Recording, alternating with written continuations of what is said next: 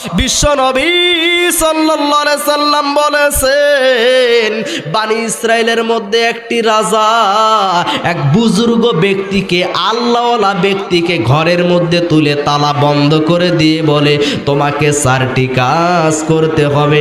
1 number মদ পান করতে হবে, 2 নাম্বার শুকুরের গোশত খাইতে হবে, 3 নাম্বার জেনা করতে হবে, 4 নাম্বার এই বালককে হত্যা করতে হবে।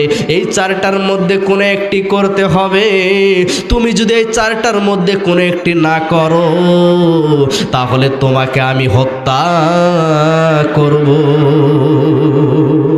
বুজুর্গ বিপদের মধ্যে পড়ে গেছে, ঘরের মধ্যে তুলে আপনাকে কেউ যদি, কোনো ক্ষমতাবান ব্যক্তি যদি ঘরের মধ্যে তুলে যদি বলে, তোমাকে জেনা করতে হবে, নতুবা শুকুরের গোশত খাইতে হবে, নতুবা মদ খাইতে হবে, নতুবা এই ছেলেকে হত্যা করতে হবে, 4টার মধ্যে কোনো একটা করতে হবে। যদি তুমি না করো, তাহলে তোমাকে হত্যা করা হবে। বিপদের মধ্যে পড়বে কি পড়বে না? জোরে বলেন, পড়বে কি পড়বে না? আমার বন্ধুগণ, আমার ভাইরা, গভীর মনোযোগ দিয়ে শুনতে হবে।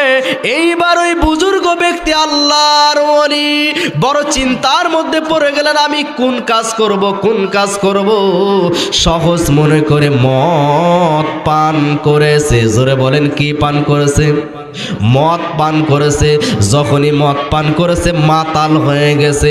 মাতাল হয়ে যাওয়ার পরে জেনাও করেছে, ওই বালককে হত্যাও করেছে, শুকুরের গোশত খেয়েছে। বলেন নাউজুবিল্লাহ। আমার বন্ধুগণ, আমার ভাইরা রে, আমাদের বাংলাদেশে যারা গাঁজা খায়, মদ খায়, মাতাল হয়ে যায়, বউকে মা করে কয়, মাকে বউ করে কয়, জোরে কোন কয় কি কয় না?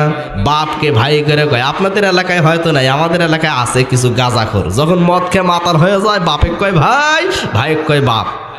এরকম হয় কি হয় না? নবী সাল্লাল্লাহু আলাইহি ওয়াসাল্লাম বলেছেন, লা তাশরাবিল খামরা ফাইন্নাহা মিফতাহু কুল্লা শাররন।